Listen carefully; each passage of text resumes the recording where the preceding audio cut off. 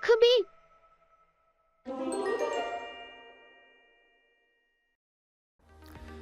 안녕하세요. 오늘은 아파트 리모델링과 재건축의 차이에 대해서 조금 디테일하게 한번 알아보겠습니다. 왜냐하면 이거를 해야 리모델링과 아파트 재건축의 구분을 확실하게 할 수 있기 때문이에요. 먼저 물리적인 차이가 있는데 어떤 측면들이 있냐면 그 리모델링을 하면요, 아파트 재건축 같은 경우는 전면적으로 철거를 하잖아요. 완전히 다 없애버리는 거지만 리모델링은 기존에 있던 건축물의 아래쪽 하부는요 그대로 있어야죠. 왜냐면은 그게 만약에 철거를 하거나 그러면 아예 집이 무너지는 거잖아요. 그러나 이제 재건축은 전면 철거를 한다라고 볼 수가 있을 것 같고요. 그 다음에 리모델링 같은 경우에는 면적이 늘어납니다. 늘어나는데 어느 정도까지 늘어나냐면 기존에 있던 전용 면적의 30%까지 늘어나요. 그런데 예를 들어서 기존에 있는 면적에다가 만약에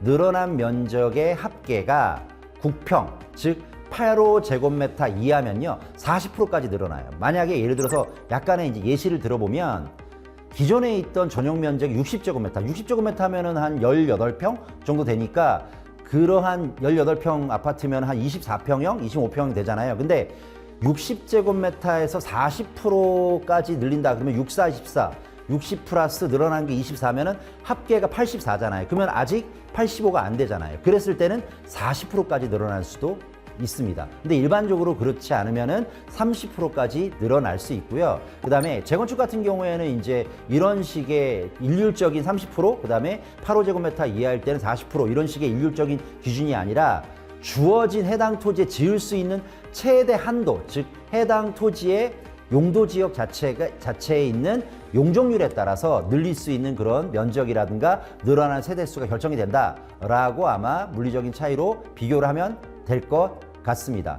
그리고 또 하나는 기존 건축물의 사용 연한 같은 건데 재건축은 30년이 지나면 재건축을 할 수가 있지만 리모델링은 30년까지 기다리지 않고 어차피 기존에 있는 골조들은 남겨두고 뭔가를 작업을 하고 건축을 하는 거기 때문에 15년만 지나도 할 수가 있습니다. 그러니까 재건축 연한에 비해서 스타트하는 그런 연식이 절반밖에 안 된다라고 한번 비교를 하시면 되고요. 세대 평면 같은 경우에는 아무래도 리모델링도 많은 기술적인 발달이라든가 이런 것들이 계속 발전하고는 있지만 기존에 있던 평면 같은 것들은 완벽하게 바꾸기는 힘들고 면적만 조금 늘어나는 측면이 있지만 재건축 같은 경우는 아예 설계 당시부터 새로운 평면을 하니까 그 부분이 좀 차이가 있고요. 그 다음에 공사기간 같은 경우에는 리모델링도 요즘에는 뭐 하는 거 보면은 뭐 2년도 걸리고 2년 반도 걸리긴 하는데 어쨌든 리모델링이 기존에 있는 기존 건축물의 골조는 놔두기 때문에 아무래도 재건축에 비해서는 상당히 공사기간이 짧습니다. 제가 봤던 지역들 중에 어떤 단지들 같은 경우에는 뭐 불과 뭐 1년 남짓 이 정도의 리모델링을 완료를 하는 것도 보기도 했었는데 재건축 같은 경우는 거의 대부분 3년 이상 걸리죠. 뭐 3년 반, 4년도 걸리기도 하니까 그런 공사기간의 차이가 있을 수가 있습니다. 그 다음에 주차장 같은 경우에도 리모델링은 약간 이제 완벽한 유동성은 아니고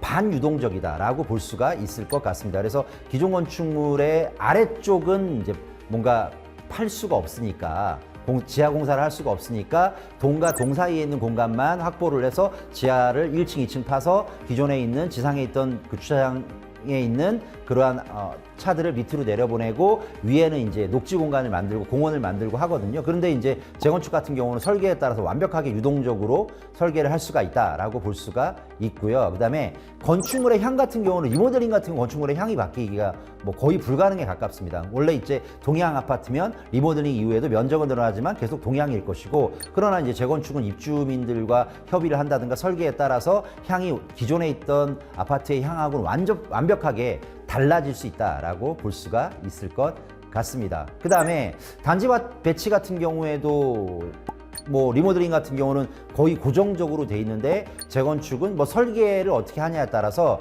단지의 배치라든가 동 개수라든가 높이라든가 이런 게 완벽하게 달라질 것이고요. 조경 면적 같은 경우에는 리모델링 같은 경우에도 아무래도 동과 동 사이의 공간만 조경을 할 텐데 뭐 재건축은 아예 최초 설계 시부터 조경을 갖다가 얼마나 더 멋지게 꾸미느냐, 요즘에 이런 것들을 되게 중요하게 따지는 분들이 많이 있으니까 그런 부분들이 조금은 다를 거다라고 볼 수가 있을 것 같습니다.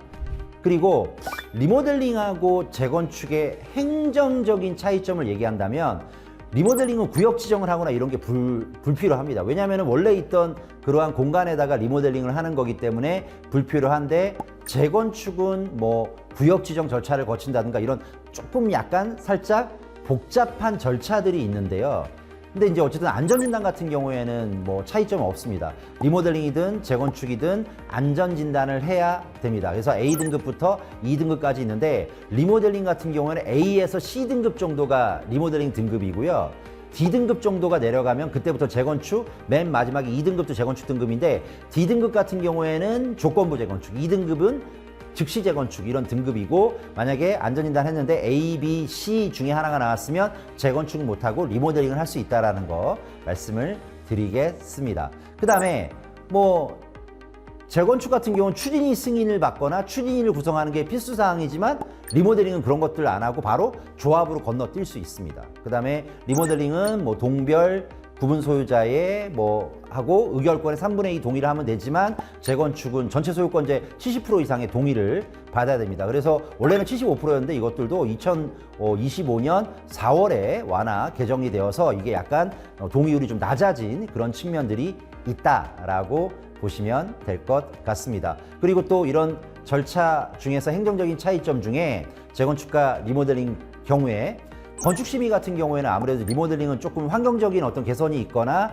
그런 환경을 덜 해치는 측면이 있기 때문에 뭔가 심의를 하거나 이럴 때도 좀 약간 완화하고 널널하게 해주는 뭐 그런 느낌이 있지만, 재건축은 칼같이 건축심의를 한다든가 자체적으로 이런 여러 가지 뭐 그 인허가 사항의 어떤 그 난점들을 갖다가 지적을 한다든가 이런 부분들을 얘기하고요. 그 다음에 마지막에 이제 뭐 철거하기 일보 직전에 재건축 같은 경우는 관리처분 계획인가를 통해서 뭐 동의 개수라든가 높이라든가 그다음에 일반 분양의 숫자라든가 이런 걸 이제 갈라주게 되는데, 리모델링은 관리처분 계획 같은 게 바로 필요 없고 뭐 조합 설립되고 바로 이제 철거라든가 이런 이주 같은 것들도 바로 진행이 될 수 있어서 훨씬 절차적으로는 좀 행정 처리상도 간편하다라고 이해를 하시면 될 것 같습니다. 이런 부분들이 살짝은 고리타분하지만 우리가 꼭 인지하고 가야 되는 재건축과 리모델링의 차이점을 말씀을 드렸습니다. 이번 편은 여기까지입니다.